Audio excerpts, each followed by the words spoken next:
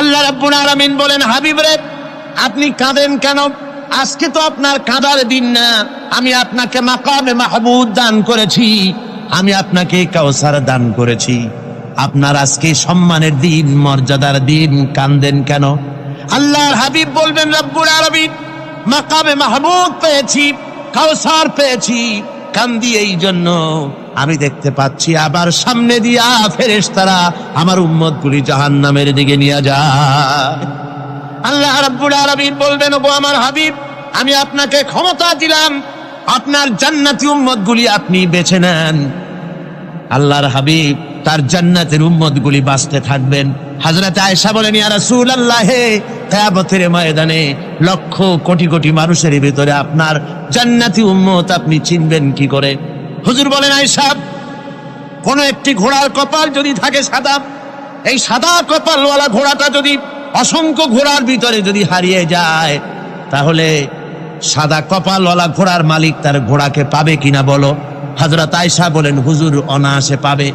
আল্লাহ রাব্বুল আলামিনের হাবিব বলেন, আয়েশা রে, কিয়ামতের ময়দানে আমার যেই উম্মতেরা নামাজি ছিল, দিনদার ছিল, পরেজগার ছিল, দুনিয়ার বুকে ঈমান নিয়ে যারা চলাফেরা করেছে, আমার দিন কায়েমের আল্লাহর দিনের জন্য যারা কাজ করেছে, ওদের চেহারা নূর চমকাতে থাকবে, ঈমানের নূর কিয়ামতের দিন চমকাতে থাকবে।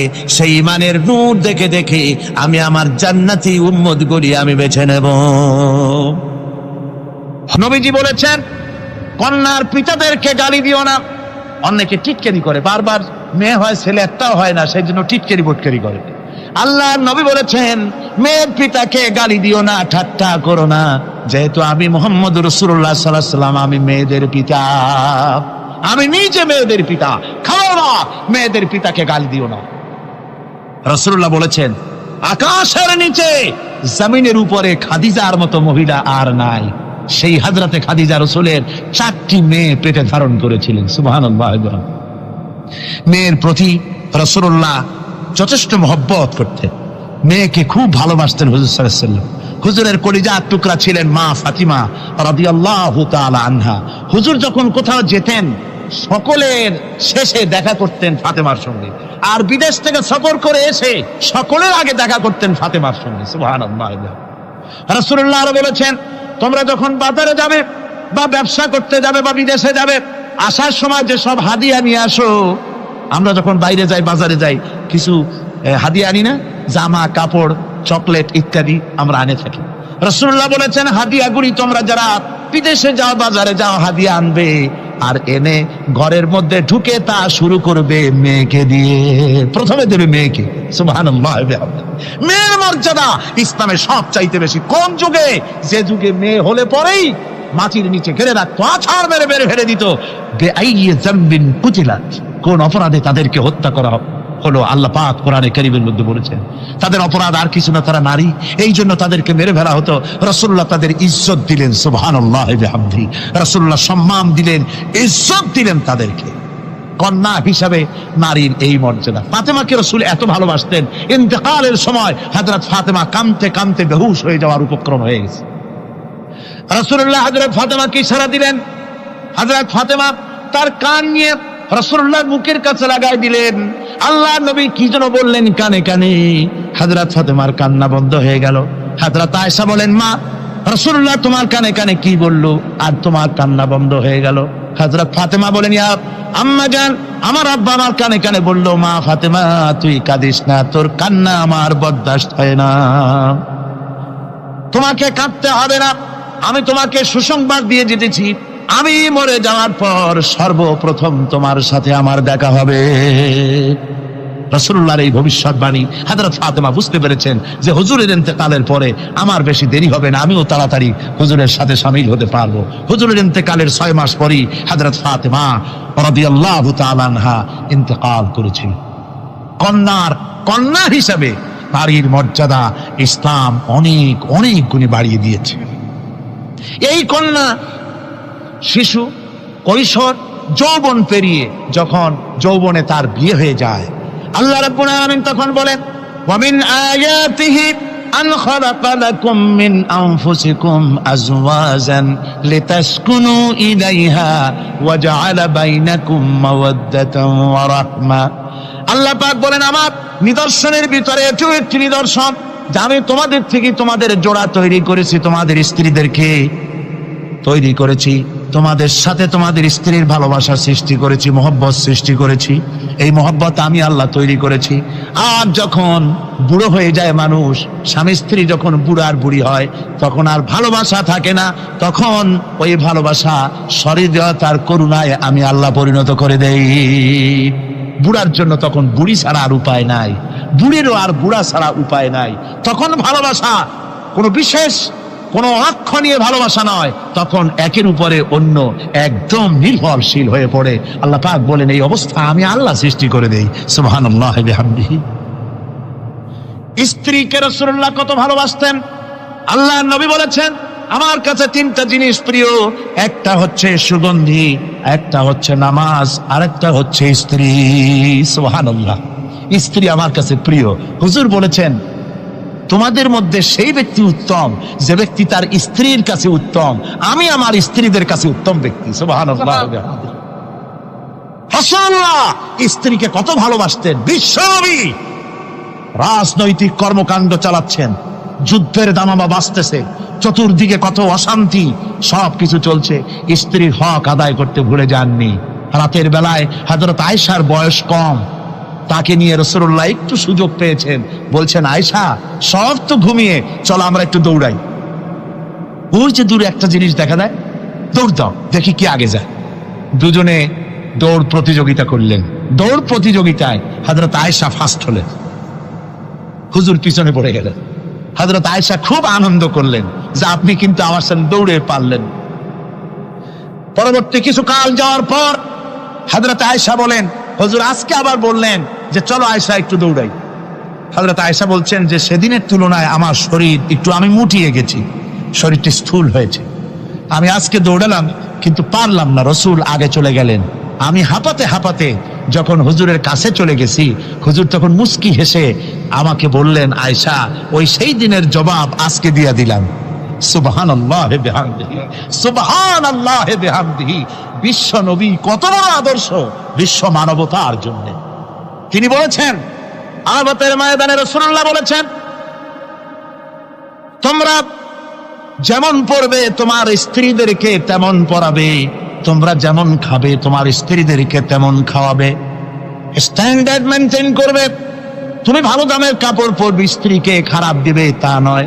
অধিকার দুজনেরই সমান, স্বামী এবং স্ত্রী সমান অধিকার। কিন্তু আমরা তা বুঝতে পারি না, বুঝতে চাই না। আমরা অনেকে মনে করেছি বিয়ে যখন করছি তখন আমি তো নওয়াবজাদা নসরুল্লাহ খান, আর বউ তো কেনা দাসী। না, সে কৃত দাসী নয়, তার মর্যাদা আছে, তার সম্মান আছে, তার সম্মান আপনাকে দিতে হবে। রাসূলুল্লাহ দিয়েছেন, আপনাকেও দিতে হবে। রান্না বান্না হতে দেরি হয়, কত গালাগালি শুনতে হয় নারীকে।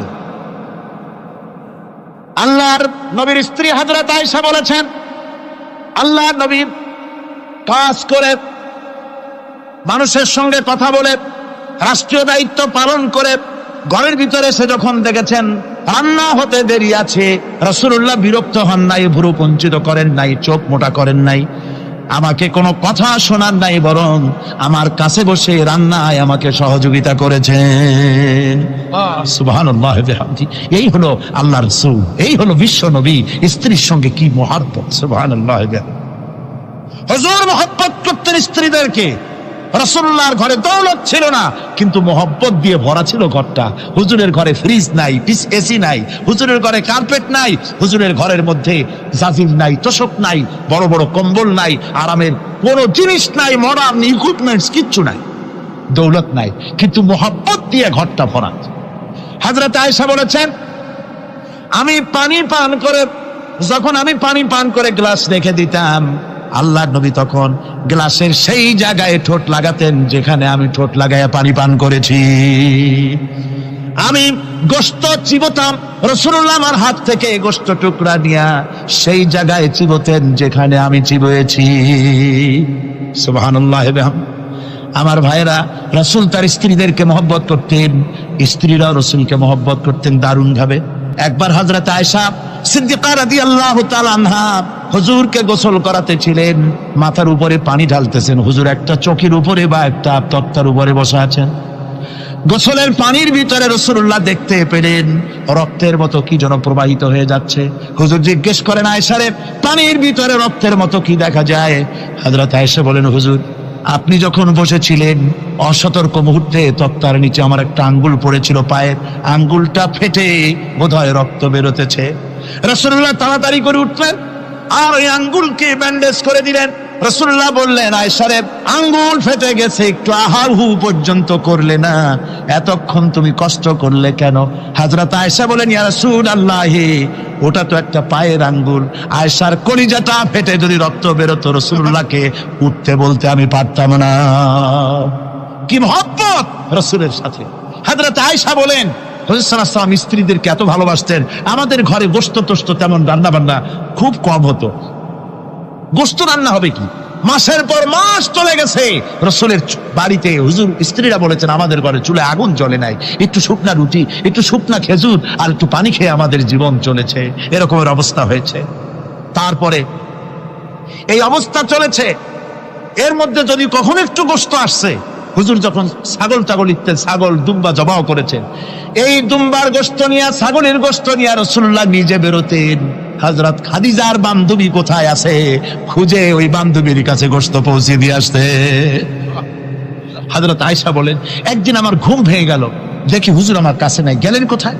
খুঁজতে খুঁজতে যায় দেখি মসজিদে নববীর ভিতরে হুজুর হাত তুলে বসে আছেন, মোনাজাত করতেছেন। আমি পেছনে গিয়ে হাত তুললাম, আমি শুনতে পাচ্ছি নবীজি দোয়া করছেন, রব্বুল আলামিন কিয়ামতের ময়দানে যেদিন সন্তান তার পিতাকে ভুলে যাবে, মা তার সন্তানকে হারায় ফেলবে, ওই কঠিন হাসরের ময়দানে আমি যেন আমার খাদিজাকে হারাইয়া না যাই। মুনাজাতের শেষে হযরত আয়েশা বলেন, ইয়া রাসূলুল্লাহ, খাদিজার কথা আপনার এত কেন বারবার মনে পড়ে? একটা বুড়িরে বিয়ে করেছিলেন 25 বছর বয়সের সময়, 40 বছর বুড়ি, তার কথা কেন এত মহব্বত আপনার মনে পড়ে? তার থেকে যুবতী মেয়ে, সুন্দরী মেয়েকে আপনার স্ত্রী হিসেবে আপনি পান নাই। হুজুর বলেন, আয়েশা রে, খাদিজা সম্পর্কে এমন কথা তুমি আর বলো না, তোমরা সবাই আমার সুখের দিনের স্ত্রী, আর খাদিজা আমার এমন সময় স্ত্রী ছিল যখন মক্কায় আমার আশ্রয় ছিল না, তামাম মক্কা নগরীতে আমার আশ্রয় ছিল না। খাদিজার সঞ্চিত সমস্ত ধনরাশি ইসলাম কবুল করার পর দুহাতে খাদিজা বিতরণ করে দিয়েছে। হযরত আয়েশা বলেন, হুজুর আমার গোস্তাকি মাফ করে দেন, আমি আর এরকম বলবো না, তবে খাদিজা সম্পর্কে আমার কিছু একটু শুনান। হুজুর বলে, আয়েশা রে শোনো, গভীর রাত যত রাত হোক না কেন, ইসলামের দাওয়াত দিয়ে দিয়ে গভীর রাত্রে আমি যখন বাসায় ফিরেছি, ঘরে এসেছি, দরজায় একটা মাত্র ডাক দিয়েছি, খাদিজা, অমনি দরজা খুলে গেছে। আমি জিজ্ঞেস করেছি, খাদিজা রে, যত রাত্রে আসলাম, যতবার আসলাম, একটা ডাকের বেশি লাগলো না, তুমি কি ঘুমাও না? হযরতে খাদিজা বলেছেন, ইয়া রাসূলুল্লাহ, আমার মনের ভিতরে ভয় থাকে, আল্লাহ রাসূল দিনের খেদমতে বাইরে আছেন, আমি যদি আরামে বিছানায় ঘুমায় থাকি আর নবীজি দরজার কাছে দাঁড়ায় আমারে ডাকাডাকি করবে, উঠতে যদি দেরি হয়ে যায় নবীজির সঙ্গে বেয়াদবি হয়ে যাবে, এই মনে করে আপনি না আসা পর্যন্ত দরজার সাথে পিঠ লাগাই আমি দাঁড়াইয়া দাঁড়াইয়া ঘুমাই। আমার ভাইরা, হযরতে খাদিজার ইজ্জত স্বয়ং আল্লাহ দিয়েছেন। কে দিয়েছেন? হাদিস শরীফে এসেছে, রাসূলুল্লাহ জাবালে নূরে বসা, গারে হেরার ভিতরে বসা, হযরতে জিবরাইল রাসূলুল্লাহর সঙ্গে কথা বলতেছেন। একটু পরে হযরতে জিবরাইল বলেন, ইয়া রাসূলুল্লাহ, আমি আর এখানে বসবো না, আমি এখন চলছি। আমি দেখতে পাচ্ছি খাদিজা আসতেছে আপনার জন্য খাবার নিয়ে। খাদিজা যখন আপনার কাছে পৌঁছে যাবে, আপনি খাদিজাকে শুনায় দিবেন, আল্লাহ রাব্বুল আলামিন খাদিজাকে সালাম জানাইছে। সুবহানাল্লাহ, সুবহানাল্লাহ। রাসূলুল্লাহর কাছে হযরতে খাদিজা যখন আসলেন, হুজুর বললেন, খাদিজা, আজকে তোমার জন্য দারুণ সুখবর। বলে কি? বলে, আল্লাহ পাক জিবরাইল কেমন উঠে গেল আমার কাছ থেকে, জিবরাইল বলে গেল, আল্লাহ তোমাকে সালাম বলেছেন। হযরত খাদিজা কেঁদে ফেললেন, বললেন, ইয়া রাসূলুল্লাহ, আমার নারী জন্ম সার্থক, আল্লাহ আমাকে সালাম বলেছেন, এর জবাব কেমনে দিতে হয় হুজুর আমি তো জানি না, আপনি আমার পক্ষ থেকে আল্লাহর সালাম কিভাবে দেওয়া লাগে আপনি দিয়ে দিন, আমি তো বুঝি না কেমনে আল্লাহর সালামের জবাব দেব। হুজুর বললেন, খাদিজা, শুধু আল্লাহ নয়, জিব্রাইলও তোমাকে সালাম বলে গেছে। হযরতে খাদিজা বললেন, হযরত জিব্রাইলকে আমার সালামের জবাবটা ওয়ালাইকুমুস সালাম বলেন। হযরত খাদিজার এই মর্যাদা ছিল। আমার ভাইরা, রাসূল পাক সাল্লাল্লাহু আলাইহি ওয়াসাল্লাম এভাবে মহব্বত করেছেন স্ত্রীদেরকে। সুতরাং স্বামী স্ত্রীর মহব্বত আল্লাহর জান্নাতি নিয়ামত। কিসের নিয়ামত? যে ঘরের মধ্যে স্বামী স্ত্রীর মধ্যে মিল মহব্বত আছে, এটা বেহেশতের মতো, আর যেখানে মিল মহব্বত নাই, এটা জাহান্নামের মতো। ঠিক কি? সুতরাং মহব্বত করুন, বেশি বেশি স্যাক্রিফাইস করুন, বেশি বেশি স্যাক্রিফাইস করুন। নারীদের ব্যাপারে বলা হয়েছে, পুরুষকে বলা হয়েছে অধিকার আদায় করো, সব ব্যাপারে সমান অধিকার। কিন্তু নারীকে একটা ব্যাপারে বলা হয়েছে, নারী শোনো, পুরুষের মর্যাদা তোমার চাইতে আল্লাহ রাব্বুল আলামিন বেশি দিয়েছেন। আর রিজালু কাওয়ামুনা আলান নিসা, নারীদের উপরে পুরুষের প্রাধান্য আল্লাহ পাক দান করেছেন। একদিন একজন সাহাবী বলেছেন, ইয়া রাসূলুল্লাহ, জংলি উট দেখলাম আপনার পায়ের উপরে সেজদায় পড়ে গেল, আপনি যদি আমাদেরকে অনুমতি দিতেন না, আপনাকে আমরা সেজদা করতাম। আল্লাহর নবী বললেন, মানুষ মানুষকে সেজদা করা এ পারমিশন যদি আমি দিতাম, তাহলে দুনিয়ার সমস্ত স্ত্রীদেরকে বলতাম তারা যেন তাদের স্বামীকে সেজদা দেয়। স্বামীর মর্যাদা এখানে বেশি। সুতরাং অধিকার সমান, কোনো সন্দেহ নাই, কিন্তু স্বামীর একটা আলাদা মর্যাদা আছে, সেই সম্মানও তাকে দিতে হবে। এরপরে এই সমান অধিকারের ভিত্তিতে স্বামী স্ত্রী চলতে থাকে, মাঝখানে আল্লাহ পাক তাদেরকে সন্তান দান করে। আল্লাহ তাদেরকে, নারীকে লেখাপড়ার অধিকার দিয়েছেন, ইসলাম তাকে লেখাপড়ার অধিকার দিয়েছে, শিক্ষার অধিকার দিয়েছে। হযরত আয়েশা সিদ্দিকা রাদিয়াল্লাহু তাআলা আনহা শিক্ষয়িত্রী ছিলেন, হাফেজা ছিলেন, হাদিসের হাফেজা ছিলেন, কোরআনের হাফেজা ছিলেন, হাজার হাজার সাহাবায়ে কেরামদের তিনি ওস্তাদ ছিলেন। সুবহানাল্লাহ বলেন। নারীদের ব্যাপারে অধিকাংশ মাসালা হযরত আয়েশা সিদ্দিকা রাদিয়াল্লাহু তাআলা আনহার অবদান। সুবহানাল্লাহ। নারী যুদ্ধ করেছে, যুদ্ধের ময়দানে নারীর অধিকার আছে। নারী চাকরি করতে পারবে, নারী ব্যবসা করতে পারবে, নারী লেখাপড়া করতে পারবে, নারী সেনাবাহিনীতে যেতে পারবে, নারী সব করতে পারবে, কিন্তু পর্দার মাধ্যমে। একটা লোক গিয়ে কাঁদতেছিল মুসলমান হওয়ার পরও। হুজুর কয়, কান্দো কেন? কই যে আমার গুনাহ কি মাফ হয়েছে? হুজুর বলেন, হ্যাঁ মাফ হয়ে গেছে। কলেমা পড়ছো, মাফ হয়ে গেছে। কয় যে হুজুর আমি তো মারাত্মক গুনাহ করছি। বলে কি? বলে আমার একটা মেয়ে, সেই মেয়েটাকে নিয়ে আমি, ঘটনা লম্বা, আমি সংক্ষেপে বলতেছি, মেয়েটাকে ফাঁকি দিয়া তারে আমি মারবো, বুঝতে দেই নাই আমার বউরে। বললাম চলো বেড়াইতে যাই, মেয়েটা আমার সাথে সাজায় দিয়েছে, তার মা বেড়াতে নিয়ে যাবো এই কথা মনে করে। মেয়েটা কদ্দূর যায়, আবার আব্বা আব্বা বলে আমার দিকে ফিরে আসে, আবার পিছনে থাকে, আবার আব্বা আব্বা বলে জড়ায় ধরে। এইভাবে করতে করতে যখন নির্জন এলাকায় গেলাম, আমি পাহাড়ের পাশে গর্ত খোঁড়া আরম্ভ করলাম। গর্ত খুঁজি আর মাটি ছিটে এসে আমার দাড়িতে লাগে। বাচ্চা মেয়েটা আমার কাছে এসে দাড়ি দিয়ে ধুল ঝাড়ায় দেয়, কয় আব্বা তোমার দাড়িতে ধুল লাগতেছে, তুমি এই কষ্ট করতেছো কেন? মেয়ে তো বোঝে না যে আমি তার জন্য কবর খুঁজতেছি। কবরটা খোঁড়া হয়ে যাওয়ার পর মেয়েটারে বান্ধা শুরু করলাম। মেয়ে এখন কাঁদতেছে, বাবা আমার বান্ধ কেন? আমি তারে বাঁধা জোরে ওর মধ্যে নিক্ষেপ করে দিলাম। মেয়েটা গর্তের মধ্যে বসে চিৎকার করে বলছে, আব্বা তুমি আমারে বাঁচতে দাও, আমি তোমারে বাপ বলে সমাজে হ্যাঁ করবো না, আমি ভিক্ষা করে খাবো, আমারে পেরো না। লোকটি বলছি, ইয়া রাসূলুল্লাহ, আমার মনে দরদ আসলো না। আমি একটা পাথর উঁচু করে আমার মেয়ের বুক লক্ষ্য করে জোরে মেরে দিলাম। বুকটা ফেটে রক্ত ফিনকি দিয়ে উঠলো, আর মেয়ের বুক থেকে আওয়াজ বেরোলো, আব্বা। আমার কানে যেন এখনো সেই আওয়াজ বাজে। হাদিস শরীফে এসেছে, হুজুরের চোখের পানি দাড়ি ভিজে ভিজে জামার উপরে পড়তেছিল। হুজুর বললেন, আরে মানুষও পারে এইরকম কাম করতে।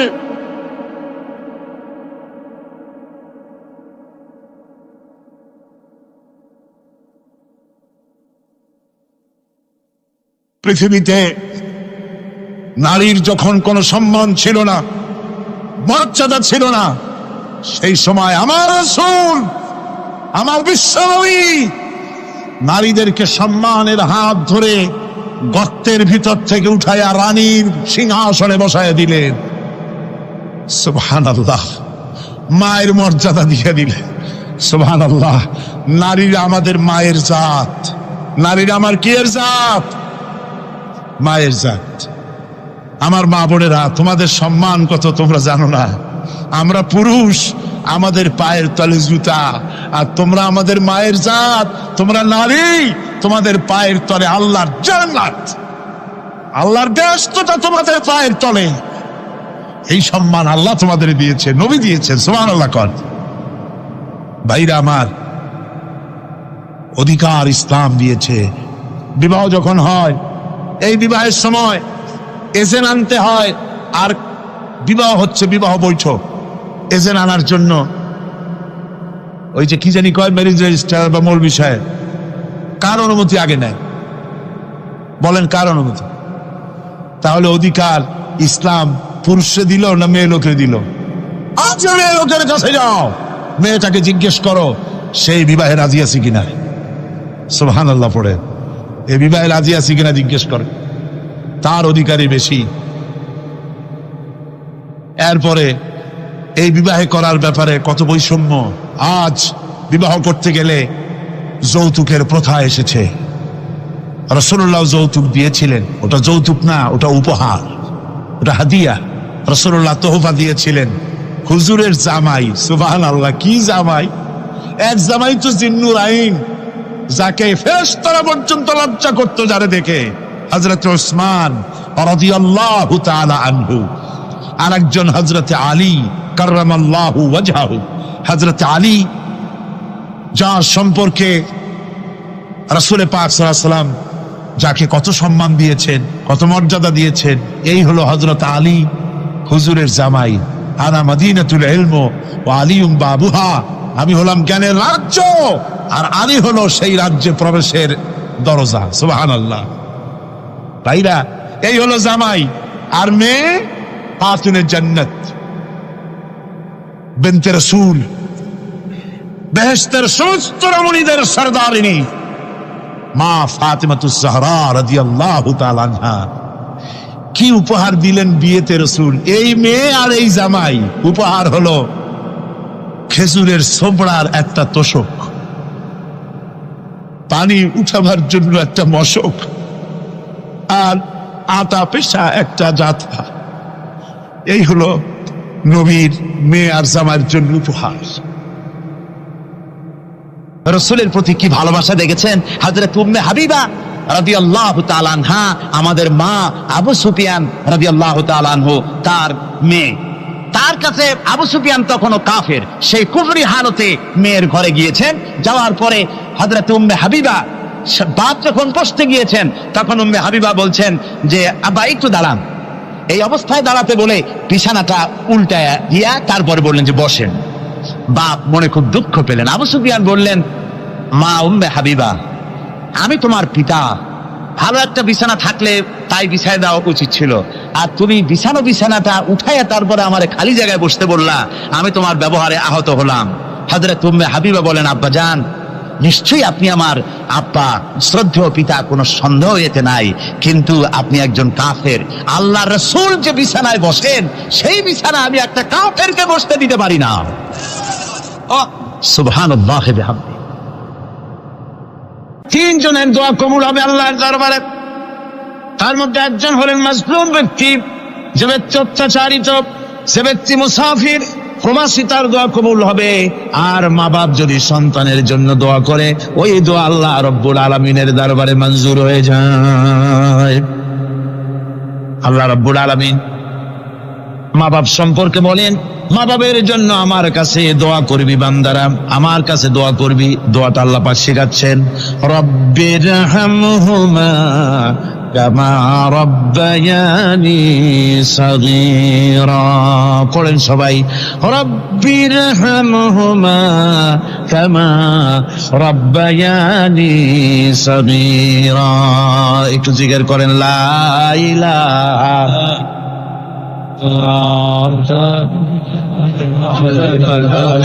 লা ইলাহা ইল্লাল্লাহ, লা ইলাহা ইল্লাল্লাহ, লা ইলাহা ইল্লাল্লাহ, লা ইলাহা ইল্লাল্লাহ মুহাম্মাদুর রাসূলুল্লাহ।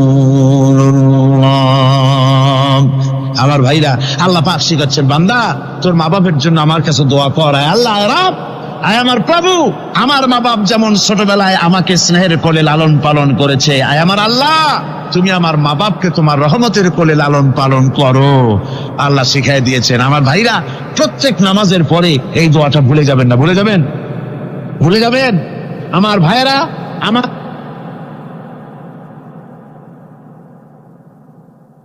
وَوَصَّيْنَا الْإِنسَانَ بِوَالِدَيْهِ إِحْسَانًا حَمَلَتْهُ أُمُّهُ كُرْهًا وَوَضَعَتْهُ كُرْهًا।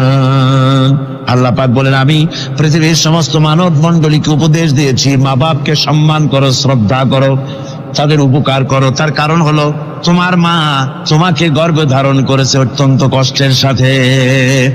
আল্লাহ বলতেছেন, মা তোমাকে গর্ভ ধারণ করেছে অত্যন্ত কষ্টের সাথে, এরপরে তোমাকে ডেলিভারি করেছেন অত্যন্ত কষ্টের সাথে, তোমাকে ডেলিভারি করেছেন। গভীর রাত্রে মানুষ সব ঘুমায় যায়, গর্ভবতী মা ঘুমাতে পারে না, সন্তান পেটের ভিতরে হাঁটু দিয়া গুতা মেরেছে, পা দিয়া লাথি মেরেছে। মা চরম শীতের রাত্রে, প্রচন্ড শীতের রাতে গায়ের লেপটা সরায় দিয়া মা একবার দাঁড়ায় আর একবার বসে, একবার দেওয়ালের সাথে হেলান দিয়া দাঁড়ায়, কষ্ট করে রাতটায় কাটায় দেয়। আবার সারাদিন সংসারের জন্য কাজ করেছেন, রান্না বান্না করেছেন মা, সকলকে খাওয়াইয়া মা শেষের দিকে খেতে গেছেন। যখন নিজে খেতে গেলেন, আবার পেট ক্ষুধা নিয়ে খেতে বসেছেন, পেটের ভিতরে সন্তান লাথি মেরেছে, পেটের মধ্যে ঘুষা মেরেছে, হাঁটু দিয়া গুতা মেরেছে, ভরা পেটে, পেটের ভিতরে সন্তান গুতা মারলো হাঁটু দিয়া, মাথা দিয়া। মা ক্ষুধা রয়েছে, পেটে খেতে পারলেন না, বেদনা শুরু হয়েছে। খাবারের থালাটা ঠেলে দিয়ে মা দাঁড়ালেন, বসলেন, চোখের পানি ফেললেন। এভাবে করে মা একটা দুইটা দিন নয়, 10টি মাস পর্যন্ত সন্তানটাকে পেটের মধ্যে নিয়ে, একটা জীবিত মানুষ আর একটা জীবিত সন্তান পেটের মধ্যে নিয়ে নড়াচড়া করছেন, চলাফেরা করছেন। কিতাবের মধ্যে এসেছে, রাতের বেলায় মা যে ঘুমাতে পারেন না, সন্তানের নড়াচড়ার কারণে রাতভর ইবাদত করলে যত সওয়াব পাওয়া যেত, আল্লাহ ওই সওয়াব মায়ের আমলনামায় লিখে দেন। সন্তান পেটে থাকার কারণে খেতে পারে না, পেট ভরে ক্ষুধায় কষ্ট পায় মা, এই জন্যে 10 মাস ধরে রোজা রাখলে যে সওয়াব হতো, আল্লাহ রাব্বুল আলামিন মায়ের আমলনামায় রোজার সওয়াব লিখে দেন। 10 মাস পরে গেল, সন্তান ডেলিভারির সময় চলে এলো। মায়ের মন বিমর্ষ, সন্তান ডেলিভারি হবে, না জানি মরে যাই নাকি, না জানি অপারেশন লাগে নাকি, কি অবস্থা হবে। মা খেতে পারে না, মুখটা শুকায়া যায়। ডেলিভারির সময় যখন আসে, মাবাবের কাছ থেকে বিদায় নিয়ে যায়, স্বামীকে একান্তে গোপনে ডেকে নিয়ে বলে, প্রাণের স্বামী, দীর্ঘদিন একসঙ্গে ঘর কন্যা করেছি, অপরাধ হয়ে যেতে পারে, আমারে মাফ করে দিও। আমার মনে হয় এবার আমি আর বাঁচবো না, সংসার থাকলো, চাবি থাকলো, সব বুঝে নাও, আমারে মাফ করে দিও। মা চলে গেল সতিকা গৃহে, ক্লিনিকে চলে গেল, অপারেশন থিয়েটারে চলে গেল, অথবা ডেলিভারির জায়গায় চলে গেল। ডেলিভারি পেইন শুরু হয়ে গেল, বেদনা শুরু হয়ে গেল। এক একটা বেদনা যেন মায়ের এক একটা মৃত্যু যন্ত্রণা শুরু হয়ে যায়। এমন যন্ত্রণা, প্রসব বেদনা দুনিয়ার ভুক্তভোগী মা ছাড়া আর কেউ জানে না। এই চরম বেদনার ভেতর দিয়ে, চরম কষ্টের ভিতরে মা যখন একটা বাচ্চা প্রসব করলো, জিহাদের ময়দানের মতো মা রক্তাক্ত হয়ে গেলেন, সন্তান দুনিয়ায় এলো। মা তখন অস্থির থাকেন, এত বড় বিরাট কষ্টের ভিতরে। আল্লাহ রাব্বুল আলামিন বলেন, সন্তান যখন ডেলিভারি হয়ে গেল, মায়ের মনের ভিতরে আমি তখন এই ফিলিংস, এই টেন্ডেন্সি জাগ্রত করে দিই, দেখ কি হয়েছে। মা তখন দেখতে চায় কি হয়েছে। মায়ের সামনে যখন এত কষ্টে হৃদয় বিংড়ানো, কলিজার 32টি নারী ছেঁড়া যন্ত্রণার সন্তান যখন মায়ের চোখের সামনে আসে, আল্লাহ পাক বলেন, মা যখন তার ছেলের মুখের দিকে তাকায়, মেয়ের মুখের দিকে তাকায়, আল্লাহ বলেন 10 মাসের পেটে ধরা কষ্ট আর ডেলিভারির সব কষ্ট মায়ের মন থেকে মুছে ফেলে দেই। আল্লাহ রাব্বুল আলামিন বলেন, খবরদার দুনিয়ার মানুষ, এমন মায়ের সাথে নাফরমানি করবি না, এ মায়ের সাথে নাফরমানি করবি না, মাকে সম্মান করবি, মার কাছে দোয়া চাবি। দুনিয়ায় যদি সম্মান চাও, রিসপেক্ট চাও, মায়ের পায়ে ধরে কাঁদো। মায়ের জাতি অনেক সম্মান তার। রাসূল করিম সাল্লাল্লাহু আলাইহি সাল্লামকে প্রশ্ন করা হয়েছে, হুজুর খেদমত করবো কার? হুজুর কয় মায়ের। তারপরে কার? হুজুর কয় মায়ের। তারপরে কার? হুজুর বলেন মায়ের। তারপরে কার? তোমার পিতার। 3 গুণ, তোর মায়ের মর্যাদা 3 গুণ বেশি, তোর বাবার চাইতে মর্যাদা বেশি। সুবহানাল্লাহ পড়ে। আর আজকে ইসলামের শত্রুরা তারা বলে যে ইসলাম নারীর অধিকার আদায় করে নাই। নারীর অধিকার ইসলাম দেয় নাই তো কে দিয়েছে? আমার বন্ধুগণ, বিশ্বনবী জনাবে মুহাম্মদ রাসূলুল্লাহ সাল্লাল্লাহু আলাইহি ওয়াসাল্লাম মসজিদে নববীর ভিতরে বসে আছেন। এক বৃদ্ধা মহিলা মসজিদের মধ্যে প্রবেশ করলেন।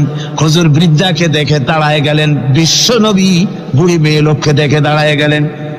আল্লাহর নবী বুড়িকে দেখে দাঁড়ালেন। বুড়ি যখন কাছে এলেন, আল্লাহর নবী নিজের গায়ের চাদর বুড়ির জন্য বিছায়া দিলেন। বুড়ি বসলেন। এরপরে কথাবার্তা সারার পর বুড়ি যখন বিদায় হবেন, হুজুর আবার দাঁড়ালেন। বুড়ি মহিলা চলে গেলেন। সাহাবায়ে কেরাম বলেন, ইয়া রাসূলুল্লাহ, কিছুই বুঝলাম না, একজন বৃদ্ধা মহিলার জন্য বিশ্বনবী দাঁড়ান আর গায়ের চাদর বিছান, আমরা বড় আশ্চর্য হয়ে গেলাম। নবীজি বলেন, ও আমার সাহাবীরা, তোমরা জানো না, এই মহিলাকে চিনতে পারো নাই? আমি আমার মায়ের দুধ আমার জীবনে কিসমতে তেমন হয় নাই। আমি আমার মায়ের দুধ তেমন কিসমতে পাই নাই। যার বুকে দুধ খেয়ে, যার কোলে কাখে চড়ে আমি বড় হয়েছি, আমার সেই দুধ মা, ইনি হযরতে হালিমাতুস সাদিয়া, আর সেই দুধ মা। রাসূলুল্লাহ নিজে সম্মান দিয়েছেন মায়ের। খবরদার, মাকে অসম্মান করবেন না, মাকে সম্মান করবেন, মাকে শ্রদ্ধা করবেন। আমার বন্ধুগণ, আলেম ওলামা পীর বুজুর্গদের জন্য হাদিয়া তো দেন, আপনারা কোনো নিষেধ নাই, দেন। হাদিয়া দেওয়া সুন্নত, নেওয়া সুন্নত, দিবেন, আমি কোনো নিষেধ করি না। কিন্তু আমি বলতে চাই, পীর বুজুর্গদের কাছে, আলেম ওলামাদের কাছে হাদিয়া দিয়া আল্লাহরে যত না খুশি করতে পারবেন, এই ডালিম বেদানার মৌসুমে বেদানা একটা ভেঙে নিজ হাতে যদি মায়ের মুখে তুলে দেন, আল্লাহর আরশ খুশি হয়ে যাবে, আল্লাহর আরশ আজিম খুশি হয়ে যাবে, আল্লাহ পাক খুশি হয়ে যাবে। মায়ের খাওয়াও, বাপ তো খাওয়াও, তোমার সবচেয়ে বড় প্রিয় জিনিস। সুবহানাল্লাহ বলে, সুবহানাল্লাহ। মা বাপ যদি একটু দোয়া করে দেয়, তোমার জিন্দেগির কাম শেষ। একটু বদদোয়া করলে জাহান্নামে যাবা। কোন পীর সাহেব বদদোয়া করলে জাহান্নামে যাবে এমন কথা নয়। কোন মওলানা বদদোয়া করলে দোজখে যাবে এমন কথা নয়। রাসূল বলেছেন, হুমা জান্নাতুকা ওয়া নারুকা। মা বাপ তোমার বেহেশত, মা বাপ তোমার জাহান্নাম। মা বাপ যদি অসন্তুষ্ট হয়, দোজখে যাবি, আর মা বাপ যদি খুশি, আল্লাহর জান্নাতে চলে যাবি। সুবহানাল্লাহ, সুবহানাল্লাহ, সুবহানাল্লাহ। মায়ের পায়ের তলে তোর বেহেশত। আমরা পুরুষ, আমাদের গত বছরও বলেছি, আমরা পুরুষ, আমাদের পায়ের তলে জুতা। আমাদের পায়ের তলে কি? শুধু জুতা। আর আমার মা, আমার মায়ের জাতি যারা এই প্যান্ডেলে বসে আছেন, আমার মায়েরা, বোনেরা, মায়ের জাতি যারা পৃথিবীতে, মায়ের জাতির পায়ের তলে আল্লাহর বেহেশত। সুবহান। নারীর মর্যাদা ইসলাম দেয় নাই, কে দিয়েছে? আল্লাহ দিয়েছেন, আল্লাহর রাসূল দিয়েছেন। আর আমার মা, আমার মায়ের জাতি যারা এই প্যান্ডেলে বসে আছেন, আমার মায়েরা, বোনেরা, মায়ের জাতি যারা পৃথিবীতে, মায়ের জাতির পায়ের তলে আল্লাহর বেহেশত। সুবহান, নারীর মর্যাদা ইসলাম দেয় নাই, কে দিয়েছে? আল্লাহ দিয়েছেন, আল্লাহর রাসূল দিয়েছেন। আমার বন্ধুগণ, হযরত বায়জিদ বুস্তামি, ছোট্ট বাচ্চা ছেলে, গভীর রাত্রে মা অসুস্থ, পানির পিপাসায় জেগে উঠেছেন। বাবারে পিপাসায় শেষ হয়ে গেলাম, পানি দাও। ছেলে ঘরের ভিতরে পানি না পেয়ে বাইরে দৌড়াদৌড়ি করলেন। অনেক দূর থেকে পানি নিয়ে এসে দেখেন মা ঘুমায় গেছেন। পানি নিয়ে দাঁড়ানো পৌষ মাস, মাঘ মাসের শীতের রাত, ফজরের সময় মায়ের ঘুম ভেঙে গেল। তাকিয়ে দেখেন বাইজিদ দাঁড়ানো, হাতে পানি থরথর করে কাঁপছে। জিজ্ঞাসা করে, বাইজিদ তুমি দাঁড়ানো কেন? ছোট্ট বাচ্চা বলে, মা পানি চেয়েছিলে তুমি গভীর রাত্রে, পানি ঘরে ছিল না, অনেক দূর থেকে আনতে হয়েছে। মা বলছে, ঘুমাও নাই কেন গ্লাস ছুঁয়া? বাচ্চা বলে, ঘুমাই নাই, তুমি যদি আবার পানি চাও সময় মতো যদি দিতে না পারি মা তোমার কষ্ট হবে, এই জন্য ফজর পর্যন্ত আমি দাঁড়ায় আছি, কখন তুমি পানি চাও। মা হাতের থেকে পানি নিয়ে পান করলেন। বাইজিদকে বিছানার উপরে আরাম করে কম্বল দিয়ে ঘুম পড়াইয়া দিলেন। হযরত বাইজিদের মা উযু করে ফজরের নামাজ পড়ে সিজদায় চলে গেলেন। চিৎকার মেরে কেঁদে বলেন, আমার রব, আমার আল্লাহ, আমি আমার বাইজিদের মা, আমি মা হয়ে বাইজিদের জন্য দোয়া করি। বাইজিদ আমার জন্য আজকে যা করেছে, আমি মা, আমার কলিজা ঠান্ডা হয়ে গেছে। হায় আল্লাহ, আমি বাইজিদের জন্য দোয়া করি, তুমি তাকে সুলতানুল আরিফিন বানাইয়া দিও। মঞ্জুর হয়ে গেল আল্লাহ পাকের কাছে দোয়া। আমার ভাইরা, আল্লাহ পাক বলছেন, খবরদার আমার ইবাদতের পরে মা বাপ, আল্লাহর ইবাদতের পরে কারা? মা বাপ। মা বাপকে সম্মান করো, শ্রদ্ধা করো, মোহাব্বত করো, কিসমত খুলে যাবে, কিসমত খুলে যাবে। মা বাপকে সম্মান করো। হযরত আবু হুরায়রা রাদিয়াল্লাহু তাআলা আনহু রাসূলের সামনে এসে কাঁদতেছে। হুজুর বলছেন, আবু হুরায়রা কাঁদো কেন? কাঁদো কেন? রাতের বেলা কাঁদো। হযরত আবু হুরায়রা বলছেন, হুজুর আমাকে মা মেরেছেন। হুজুর বলছেন, মা মারলো কেন? কোন অপরাধ করেছো? কোন গোস্তাখি করেছো? আবু হুরায়রা বলছেন, না হুজুর, কোন গোস্তাখি করি নাই, তবে মারলো কেন? হযরত আবু হুরায়রা বলছেন, হুজুর আমি আপনার দরবার থেকে ফিরতে রাত হয়ে গিয়েছিল। মা জিজ্ঞেস করলেন, আবু হুরায়রা এত রাত্রে কোথায় ছিল? বললাম, আমি ছিলাম যে কদম চুমতে পারলে দুনিয়া ধন্য হয়, সেই দরবারে নববীর কদম মোবারক থেকে আসতে আমার দেরি হয়েছে। আমার মা মুশরিকা, আপনার নাম শুনে তার গায়ে আগুন জ্বলে উঠলো, আমাকে ধরে মারা আরম্ভ করলো। বলল, হয় আমার বাড়ি ছাড়বি, আর না হয় মুহাম্মদ সাল্লাল্লাহু আলাইহি ওয়াসাল্লামের দরবার ছাড়বি। আমি বললাম, আমার মা, তুমি বুড়ি মানুষ, তোমার গায়ে যত শক্তি আছে সমস্ত শক্তি দিয়ে আমারে পিটাও, আমারে মারো। মারতে মারতে আমাকে বাড়ি থেকে তুমি বের করে দাও। তোমার বাড়ি শুদ্ধ, তামাম দুনিয়া ছেড়ে দিতে পারি, আল্লাহর নবীর কদম মোবারক ছেড়ে দিতে পারি না। হুজুর, আমার মা আমাকে গলা ধাক্কা দিয়ে বের করে দিয়েছেন। হুজুর বলছেন, আবু হুরায়রা, তোমার মা তোমাকে মেরেছে, তুমি আমার কাছে নালিশ করছো? আমার তো এখানে ইন্টারফেয়ার করার কিছুই নেই। সুবহানাল্লাহ, সুবহানাল্লাহ, মা তোমাকে মেরেছে, এখানে আমার করার কিচ্ছু নাই। বিশ্বনবী বলছেন, এত বড় পাওয়ারফুল নবী, লেজিসলেটিভ পাওয়ার, সারে আল্লাহ তাকে বানিয়েছেন শরীয়ত প্রণেতা।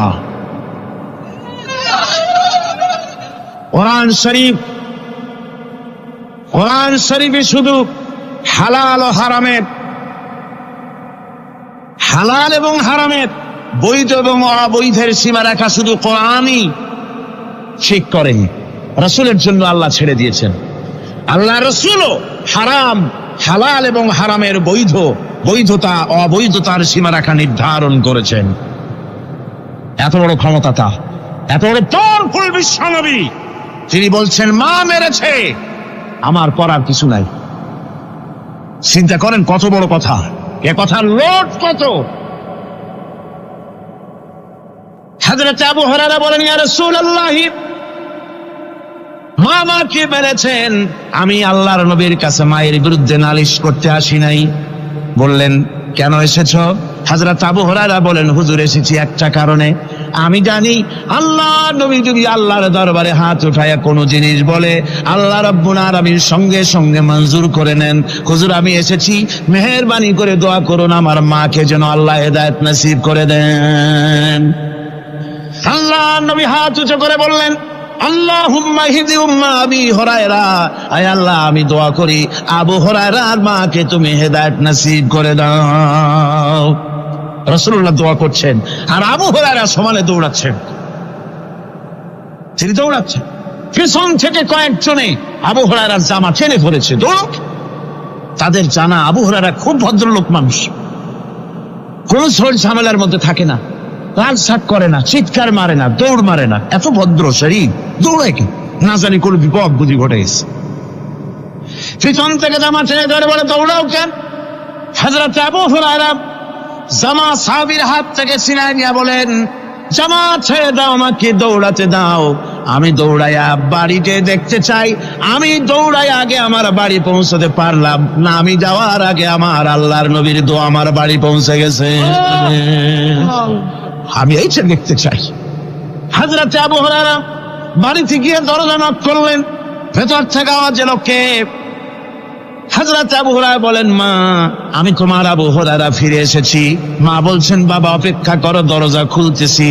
হযরত আবু হুরায়রা বলেন, মায়ের গলার আওয়াজের ভিতরে শিরকিয়াতের কর্কশতা পেলাম না, মায়ের গলার আওয়াজের ভিতরে তাওহীদের গন্ধ পেলাম। আমার মনে হলো নবীজির নিক্ষিপ্ত তীর তার নিশানায় পৌঁছে গেছে। কিছুক্ষণ পর মা আমার বেরিয়ে এলেন, মাথা থেকে চুলের থেকে বুড়ি মানুষ, সাদা চুলের ভিতর থেকে পানি পড়তেছে। মা বলল, বাবারে তোমারে মারার পর আমি বড় অনুতপ্ত হয়েছি, অনুশোচনা করেছি, আমি গোসল করেছি, মনে মনে ভাবলাম আমার ছেলে তো কোনো খারাপ জায়গায় যায় নাই, কেন তারে মারলাম, আমি বড় লজ্জায় পড়েছি তোমারে মেরে। ও আমার আবু হুরায়রা, আমি গোসল করেছি, পবিত্র হয়ে গেছি, জলদি করে আমাকে নিয়ে চলো বিশ্ব নবী জনাবে মুহাম্মদুর রাসূলুল্লাহর দরবারে। হযরত আবু হুরায়রার মা ঘোষণা করলেন, আশহাদু আল্লা ইলাহা ইল্লাল্লাহু ওয়াহদাহু লা শারীকা লাহু ওয়া আশহাদু আন্না মুহাম্মাদান আবদুহু ওয়া রাসূলুহু। আমার ভাইরা, মা বাপ সবচেয়ে সম্মানের জিনিস। আল্লাহর ইবাদতের পরই মা বাপের খেদমত করতে হবে। আল্লাহ পাক বলছেন, বান্দারে দেখ, মায়ের পেট থেকে আনলাম, মায়ের বুকের মধ্যে মহব্বত পয়দা করলাম, এত মহব্বত দিলাম তোর উপরে, যে কোনো বিদেশে যান, যেখানে যান, বাড়িতে ফিরলে পরে সকলে ছেলে মেয়ে ভাই বোন সবাই দেখবে সুটকেসে আমার জন্য আনছে কি, সবাই চিন্তা করবে আমার জন্য কি এনেছে। একমাত্র মা সন্তানের মুখের দিকে তাকাবে কখন খাইছে সে। সুবহানাল্লাহ, সুবহানাল্লাহ, আমার বাসার মুখখানে শুকনা, তুই বুঝি আজকে কিছু খাইস নাই। বিদেশে যেসব সন্তান থাকে, মা টাটা কবুতরের মতো ছটফট করে। আমার ছোটবেলার কথা আমি দেখেছি, শশীরা মাদ্রাসায় পড়তাম, আব্বা টাকা দিতেন মাদ্রাসায় যাওয়ার সময়, আবার মা আবার মুরগির ডিম বিক্রি করা, বিভিন্ন জিনিস বিক্রি করা বা বাজার করা পয়সা, উদ্বৃত্ত কিছু পয়সা আব্বার অজান্তে আমার হাতের মুঠার মধ্যে দিয়ে দিতেন। যখন মাদ্রাসার দিকে রওনা হয়েছি, পর্দার আড়াল থেকে দরজা থেকে দেখতাম, যতক্ষণ তাকায় দেখতেছি চোখ থেকে পানি দল করে পড়তেছে। সুবহানাল্লাহ, মা কি জিনিস! আল্লাহ আল্লাহ আল্লাহ। বিদেশে যদি কারো সন্তান মারা যায়, সবাই জানার আগে কবি বলতেছেন, বিদেশে বিরাজ্যে যার পুত্র মারা যায়, পশু পক্ষী না জানিতে আগে জানে মা। মায়ের কই যান তারে টান লেগে যায়, মা বুঝতে পারে আমার সন্তানটা নাই। আহারে মা! আমার বন্ধুগণ, মা যার বেঁচে আছে বেয়াদবি করেছেন, পাও ধরে মাপ নিয়ে নেবেন, পাও ধরে মাপ নিয়ে নেবেন। মা তো পা ধরে দেখবেন, মাফ করে দিবে। সুবহানাল্লাহ, সুবহানাল্লাহ, কত দরদ তার বুকের মধ্যে। আর মা বাপকে সম্মান করবে। যাক, এই বিষয়ের উপরে আমি আর যেতে চাই না। সত্যি আপনাদের বললাম, এই বিশাল জনতাকে বললাম, সবচাইতে বড় পীর আপনার জন্য আপনার মা বাপ। সবচেয়ে বড় পীর কে? বাবা। সন্তুষ্ট করেন, রুজিতে অভাব ঘটবে না, কোন মাজারে গিয়ে সেজদা দেওয়া লাগবে না, আল্লাহর কসম মাজারে যাই চাওয়া লাগবে না। মা বাপকে খেদমত করেন, মা বাপকে খুশি করেন, মা বাপকে খাওয়ান, হাদিয়া দেন, মা বাপ খুশি, রুজিতে বরকত হবে, ব্যবসায় বরকত হবে, ঋণগ্রস্ত থাকবেন না, সম্মান আল্লাহ বাড়ায় দিবেন। সুবহানাল্লাহ বিহামদি, রাসূলুল্লাহর হাদিস। এই জন্য আমি অনুরোধ করব, মা বাপকে সম্মান করবে। ওয়াসি বুঝতে পেরেছি মুহাম্মদ সাল্লাল্লাহু আলাইহি ওয়াসাল্লাম আল্লাহর রহমত, করুণার নবী, দয়ার নবী, তার কাছে যদি আমি যেতে পারি তাহলে তিনি আমার সম্পর্কে, যদি তার সামনে যেতে পারি তাহলে তার কঠোর মনোভাব আমার প্রতি নরম হয়ে যাবে। এই মনে করে সাহাবায়ে কেরামদের চোখ এড়ায়া তিনি হুজুরের সামনে গিয়ে হাজির হয়ে গেলেন। হুজুর তাকে দেখিয়ে বললেন, তোমার নাম না ওয়াসি? তিনি বললেন, হ্যাঁ আমার নাম ওয়াসি। হুজুর বললেন, তুমি আমার চাচাকে শহীদ করেছো? ওয়াসি বললেন, জাহালাতের কারণে তা করেছি। হুজুর বললেন, কেমনে শহীদ করেছো আমার চাচাকে, আমার একটু শোনাও। ওয়াসি বলতে লাগলেন, আমি বল্লম দিয়ে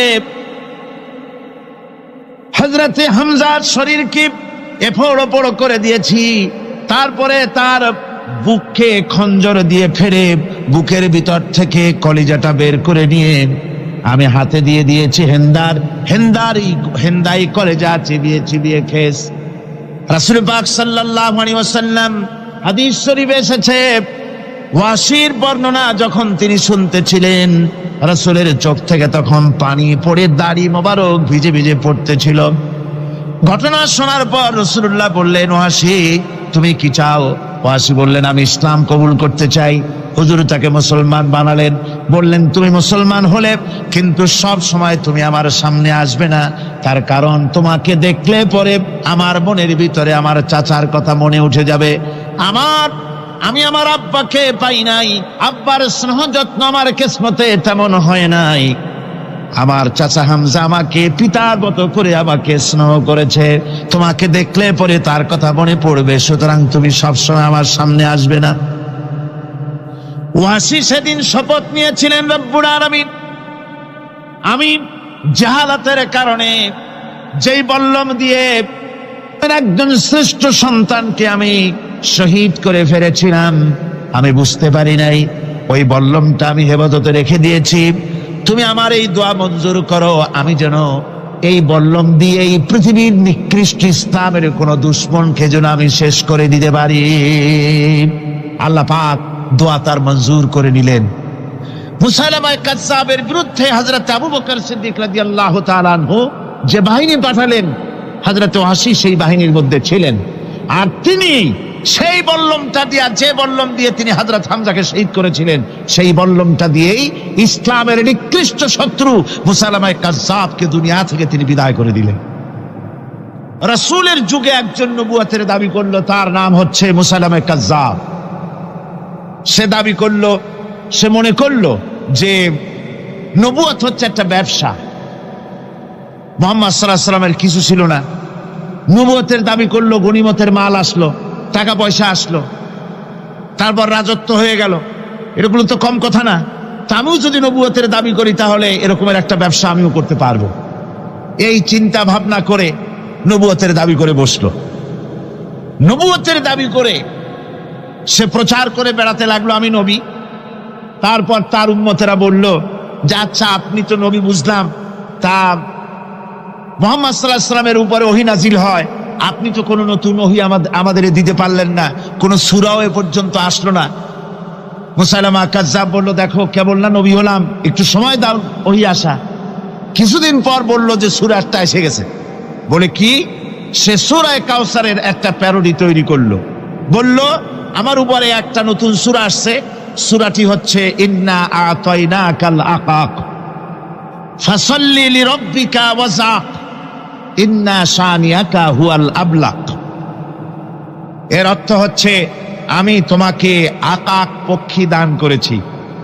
আর আকাক পক্ষী বলা হয় হুতুম পেঁচাকে। ও যে কায়দার নবী, পাখিটাও পাইছে সেই কায়দারই। তারপরে ফাসাল্লি লিরাব্বিকা ওয়াজাক, সুতরাং তোমার প্রভুর উদ্দেশ্যে নামাজ পড়ো আর জোরে সোরে চিৎকার করো। মনে রেখো, তোমার দুশ্মন হবে শ্বেত এবং কৃষ্ণবর্ণে। এর না আছে কোনো গোড়া, না আছে এর মাথা, না আছে এর কোনো অর্থ, না আছে কিছু। এই জাতীয় সূরা দেখিয়া উম্মতেরা বলল, কি যে আশ্চর্য কথা, মুহাম্মদ সাল্লাল্লাহু আলাইহি ওয়াসাল্লামের উপরে যে সূরা নাজিল হয়েছে তা পড়তে কত সুন্দর, কত ভাব গম্ভীর, আর এ কি একটা সূরা নাজিল হলো। তারা নিজেরা বলা তোয়া করলো। আর একবার ধরলো মুসাইলামাকে, তারা বলল মুহাম্মদ সাল্লাল্লাহু আলাইহি ওয়াসাল্লাম তাকে তার উম্মতেরা তাদের বাগানে নিয়ে যায়। নিলে পরে যে বাগান থেকে তিনি যান, গাছে খোরমা না থাকলে খোরমা হয়ে যায়। কোনো পানি শূন্য কুয়ার কাছ থেকে গেলে তার বরকতে কুয়ায় পানি চলে আসে। তো আপনি এরকমের কিছু আমাদের দেখান। বললো আমাকেও তোমরা এভাবে নিয়ে যাও। তখন তাকে নিয়ে যাওয়া হলো। দেখলো উম্মতেরা যে এমনই পোড়া কপালে এক নবী তাদের ভাগে পড়ছে, যে বাগান দিয়ে যায়, গাছে খোরমা থাকলে খোরমা পড়িয়ে যায়, নষ্ট হয়ে যায়। আর কোনো পানিওয়ালা কুয়ার কাছ থেকে হাঁটলে সে কুয়া থেকে পানিও শেষ হয়ে যায়। এরপরে তার সাহস বাড়লো। মুসাইলামা কাজ্জাব রাসূল পাক সাল্লাল্লাহু আলাইহি ওয়াসাল্লামের কাছে এক চিঠি লিখলো। সে চিঠির ভাষা ছিল, মিন মুসাইলামা রাসূলিল্লাহ ইলা মুহাম্মাদুর রাসূলুল্লাহ সালামুন আলাইকুম আম্মা বাদ ফাইন্নী আশরাকতু ফিল আমর ওয়া ইন্না লানা নিসফাল আরদ ওয়া লিকুরাইশিন নিসফাল আরদ ওয়ালাকিন্না কুরাইশান কওমান ইয়াতাদুন। সে চিঠি লিখলো যে মুসাইলামা আল্লাহ রসুলের পক্ষ থেকে নাউজুবিল্লাহ মুহাম্মদ সাল্লাল্লাহু আলাইহি সাল্লামের কাছে এই চিঠি পাঠানো হচ্ছে। ফাইন্নী কাদ আশরাকতু ফিল আমরি মাক, আমি হচ্ছি আপনার নবুয়তের একজন অংশীদার। এই হিসাবে পৃথিবীর অর্ধেক হচ্ছে আমার আর অর্ধেক হচ্ছে কোরাইশদের। কিন্তু কোরাইশরা বিষয়টা বুঝতে না পেরে আমার সাথে বাড়াবাড়ি করতেছে। হুজুর সাল্লাল্লাহু আলাইহি ওয়াসাল্লাম এই চিঠির জবাব দিলেন। হুজুর লিখলেন, বিসমিল্লাহির রহমানির রহিম মিন মুহাম্মাদুর রাসূলুল্লাহ সাল্লাল্লাহু আলাইহি ওয়াসাল্লাম ইলা মুসাইলামাতিল কাজ্জাব আসসালামু আলা মান ইত্তাবাআল হুদা আম্মা বাদ ফাইন্নাল আরদা লিল্লাহি ইউরিসুহা মিন ইবাদিহি ওয়াল আকিবাতু লিল মুত্তাকিন। রাসূল পাক সাল্লাল্লাহু আলাইহি ওয়াসাল্লাম লিখলেন, এই চিঠি যাচ্ছে মুহাম্মদ সাল্লাল্লাহু আলাইহি ওয়াসাল্লামের কাছ থেকে মুসাইলামা কাজ্জাবের কাছে। শুনে রাখো, শান্তি বর্ষিত হোক তার প্রতি যিনি হেদায়েত প্রাপ্ত। এই পৃথিবীর উত্তরাধিকারী হচ্ছে কেবলমাত্র আল্লাহ পাকের সেই সব বান্দারা যারা নাকি আল্লাহর গোলাম, আল্লাহর একান্ত আল্লাহর আইন এবং কানুনকে মেনে যারা চলে। আর পরকাল হচ্ছে সেই সমস্ত লোকেদের জন্যই। মুসাইলামা কাজ্জাবের মুয়াজ্জিন যারা, তারাও জানতো, তারাও জানতো যে লোকটা মিথ্যেবাদী। তো কিছু মাল পানি পাওয়া যায়, টাকা পয়সা পাওয়া যায়, সাথে থাকলে কিছু খাওয়াটাও যায়, এই জন্য তার সাথে থাকতো। রাসূলুল্লাহর মুয়াজ্জিন আযান দিতেন, আশহাদু আন্না মুহাম্মাদার রাসূলুল্লাহ, আমি সাক্ষ্য দিচ্ছি মুহাম্মদ সাল্লাল্লাহু আলাইহি ওয়াসাল্লাম আল্লাহর রাসূল। আর মুসাইলামার মুয়াজ্জিন যে ছিল, সে আযান দিত, আশহাদু আন্না মুসাইলামাতা ইয়াজামু আন্নাহু রাসূলুল্লাহ। ও বলতো, আযান দিত এই কথা বলে যে আমি সাক্ষ্য দিচ্ছি মুসাইলামা মনে করে যে সে আল্লাহর রাসূল। আমার ভাইরা, এরপরে মুসাইলামা কাজ্জাবের বিরুদ্ধে হযরত আবু বকর সিদ্দিক রাদিয়াল্লাহু তাআলা আনহু 40,000 লোকের একটা বিশাল বাহিনী, সাহাবায়ে কেরামদের এক বিশাল বাহিনী পাঠিয়ে দিলেন মুসাইলামা কাজ্জাবের বিরুদ্ধে লড়াই করার জন্য। এর সিবাসারার ছিলেন হযরত খালিদ বিন ওয়ালিদ। এই জিহাদে যাওয়ার সময় ওয়াহশী রাদিয়াল্লাহু তাআলা আনহু, যিনি হযরত হামজা রাদিয়াল্লাহু তাআলা আনহুর কাতিল ছিলেন। হুজুর সাল্লাল্লাহু আলাইহি ওয়াসাল্লাম ফতহ মক্কার দিনে সকলকে ক্ষমা করে দিয়েছিলেন, কিন্তু 5 জন নারী আর 6 জন পুরুষ সম্পর্কে বলেছিলেন, এদেরকে যেখানে পাও সেখানে হত্যা করো। এর মধ্যে ওয়াহশী একজন।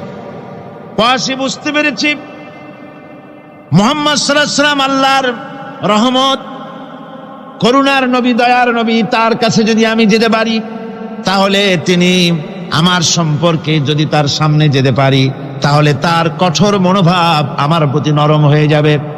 এই মনে করে সাহাবায়ে কেরামদের চোখ এড়ায়া তিনি হুজুরের সামনে গিয়ে হাজির হয়ে গেলেন।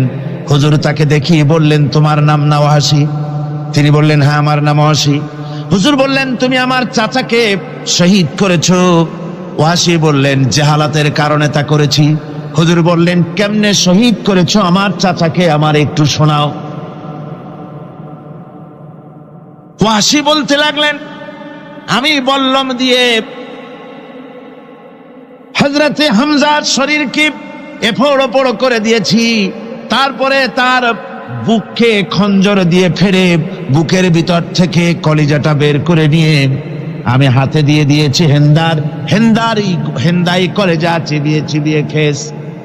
রাসূল পাক সাল্লাল্লাহু আলাইহি ওয়াসাল্লাম হাদিস শরীফে এসেছে, ওয়াসির বর্ণনা যখন তিনি শুনতেছিলেন, রাসূলের চোখ থেকে তখন পানি পড়ে দাড়ি মোবারক ভিজে ভিজে পড়তেছিল।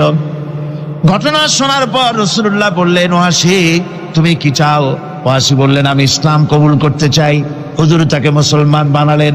বললেন, তুমি মুসলমান হলে কিন্তু সব সময় তুমি আমার সামনে আসবে না, তার কারণ তোমাকে দেখলে পরে আমার মনের ভিতরে আমার চাচার কথা মনে উঠে যাবে। আমি আমার আব্বাকে পাই নাই, আব্বার স্নেহ যত্ন আমার কিসমতে তেমন হয় নাই। আমার চাচা হামজা আমাকে পিতার মতো করে আমাকে স্নেহ করেছে, তোমাকে দেখলে পরে তার কথা মনে পড়বে, সুতরাং তুমি সবসময় আমার সামনে আসবে না। ওয়াসি সেদিন শপথ নিয়েছিলেন, রব্বুল আলামিন আমি জাহালাতের কারণে যেই বল্লম দিয়ে একজন শ্রেষ্ঠ সন্তানকে আমি শহীদ করে ফেলেছিলাম, আমি বুঝতে পারি নাই, ওই বল্লমটা আমি হেফাজতে রেখে দিয়েছি। তুমি আমার এই দোয়া মঞ্জুর করো, আমি যেন এই বল্লম দিয়ে এই পৃথিবীর নিকৃষ্ট ইসলামের কোন দুশ্মনকে যেন আমি শেষ করে দিতে পারি। আল্লাহ পাক দোয়া তার মঞ্জুর করে নিলেন। মুসাইলামা কাযযাবের বিরুদ্ধে হযরত আবু বকর সিদ্দিক রাদিয়াল্লাহু তাআলা আনহু যে বাহিনী পাঠালেন, হযরত ওয়াসি সেই বাহিনীর মধ্যে ছিলেন। আর তিনি সেই বল্লমটা দিয়ে, যে বল্লম দিয়ে তিনি হযরত হামজাকে শহীদ করেছিলেন, সেই বল্লমটা দিয়েই ইসলামের নিকৃষ্ট শত্রু মুসাইলামা কাযযাবকে দুনিয়া থেকে তিনি বিদায় করে দিলেন। আমার ভাইরা, রাসূল পাক সাল্লাল্লাহু আলাইহি সাল্লামের ইন্তেকালের পর এ পর্যন্ত নবুয়তের যারা দাবি করেছে, এক হিসাবে জানা গেছে 28 জন দাবি করা হয়ে গেছে। রাসূল বলেছেন, আমার পরে 30 জন মিথ্যেবাদী নবুয়তের দাবি করবে। কতজন করবে? 28 জন হয়ে গেছে, বাকি আছে কত? এর মধ্যে গোলাম আহমদ একজন। গোলাম আহমদ দাবি করলো যে আমি নবী। তার অনেকগুলি বই কিতাব সে লিখলো। বইয়ের মধ্যে এক জায়গায় সে লিখেছে, তার বইয়ে এক জায়গায় লিখেছে যে আমি স্বপ্নে দেখলাম আল্লাহ আমার সামনে উপস্থিত। আল্লাহ আমার সামনে এসেছেন পুরুষের আকৃতিতে, আর আমি তখন স্বপ্নের ভিতরে আমি নিজেকে একজন নারীর মতোই মনে করলাম। স্বপ্নের ভেতরেই আল্লাহ পাক পুরুষ হিসাবে আমাকে ব্যবহার করলেন। আমি স্বপ্নের মধ্যেই গর্ভবতী হলাম এবং স্বপ্নের ভিতরে আমি গোলাম আহমদ মসিহে রূপান্তরিত হয়ে গেলাম। নাউযুবিল্লাহি মিন যালিক। গোলাম আহমদ বলছে, আল্লাহ পাক ওহীর মাধ্যমে আমাকে জানিয়েছেন, আল্লাহ আমাকে বলেছেন, গোলাম আহমদ তুমি হচ্ছ আমার সন্তান তুল্য। নাউযুবিল্লাহি মিন যালিক। এইভাবে অসংখ্য মিথ্যে কথা দিয়ে বইপত্র রচনা করেছে। লোকেরা তার কাছে নবুয়তের প্রমাণ চেয়েছে। আসলে শরীয়তের বিধান হচ্ছে, হুজুরের পরে যদি কেউ নবুয়তের দাবি করে, তাহলে তাকে সে নবী কিনা এর কোনো প্রমাণ তার কাছে চাওয়াও জায়েজ নাই। যেহেতু প্রমাণ চাইতে গেলে বোঝা যায়, সন্দেহ হয়, কিছুটা প্রমাণ দিতে পারলে তাহলে সে নবী হবে। কথা বুঝতে পেরেছেন? এই জন্য রাসূলের পরে যদি কেউ নবুয়তের দাবি করে, তাহলে তার কাছে নবুয়তের দাবির কোনো প্রমাণও চাওয়া যাইবে না। বিনা প্রমাণে রাসূলের পরে নবুয়তের দাবি যেই করবে সে কি হবে? জোরে বলেন, কি হবে? কাফের হয়ে যাবে। দুনিয়ার সমস্ত উলামা, সমস্ত মুহাদ্দিস, সমস্ত মুফাসসির, দুনিয়ার সমস্ত মুফতি সব একমত, কোনো দ্বিমত নাই, গোলাম আহমদ কাদিয়ানী কাফের, তার অনুসারীরাও তার জামানায় মাওলানা আতাউল্লাহ শাহ বুখারী রহমতুল্লাহ আলাইহি তার সঙ্গে একটা বহস হলো। যেহেতু গোলাম মোহাম্মদ বলেছিল যে আমার এই 40 দিনের মধ্যে কেউ প্রতিবাদ করুক যেগুলি আমার ওহী নয়। হযরতে মাওলানা আতাউল্লাহ শাহ বুখারী রহমতুল্লাহ আলাইহি সেই যুগের একজন শ্রেষ্ঠ আলিম। তিনি বললেন, আমি তোমার কাছে কোনো প্রমাণ চাই না তুমি নবী কিনা, আমি জানি তুমি মিথ্যেবাদী, তবে তোমাকে বলতে হবে তুমি এই শক্তি কোথায় পেলে। গোলাম মোহাম্মদ বলল, কোরআন শরীফই আছে আমার এই শক্তির উৎস। কোথায়? বলল যে এই যে আয়াতটা আমি আপনাদের সামনে তেলাওয়াত করেছি, ঈসা আলাইহিস সালামের ওই কথাই গোলাম মোহাম্মদ বলল যে হযরত ঈসা আমার সম্পর্কে বলেছেন, ইয়াতি মিন বাদি ইসমুহু আহমদ, আমার পরে একজন নবী আসবেন, রাসূল আসবেন, তার নাম হবে আহমদ, আমি সেই আহমদ। মাওলানা আতাউল্লাহ বুখারী বলছেন, তোমার নাম তো আহমদ না, তোমার নাম হচ্ছে গোলাম আহমদ। তার অর্থ হলো হযরত ঈসা আলাইহিস সালাম যে আহমদের কথা বলেছেন তুমি সেই আহমদের গোলাম। গোলাম আহমদ বললেন, দেখুন আমার নামের প্রথম শব্দ গোলাম, এটা হচ্ছে আমার লকব, আমি আমার নামের লকবটা ছেড়ে দিলাম, বাদ দিয়ে দিলাম, আর ব্যবহার করব না। তাহলে তো আমি আহমদ থাকি, আপনি তো আর আপত্তি করতে পারেন না। মাওলানা বুখারী বললেন, নামের প্রথম শব্দ বাদ দেওয়া যদি জায়েজ হয় তাহলে তোমার ফতোয়া দিয়ে আমার নামের প্রথম শব্দ বাদ দিয়ে দিলাম। আমার নাম আতা আল্লাহ, নামের প্রথম শব্দ আতা বাদ দিয়ে দিলাম। তো আতা যদি বাদ দেই তাহলে আল্লাহ হই, আর আল্লাহ হয়ে বলছি তোমার মতো গাধাকে নবুয়াত আমি দেই নাই। এরপর এই পৃথিবীর নিকৃষ্ট পাপী এই কাফেরের মৌত হলো কোথায়? জোরে বলেন, এই কাফেরের মৌত হলো কোথায়?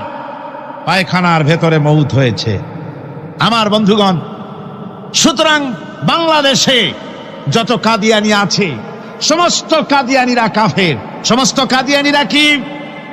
আরো জোরে বলুন, তারা কি?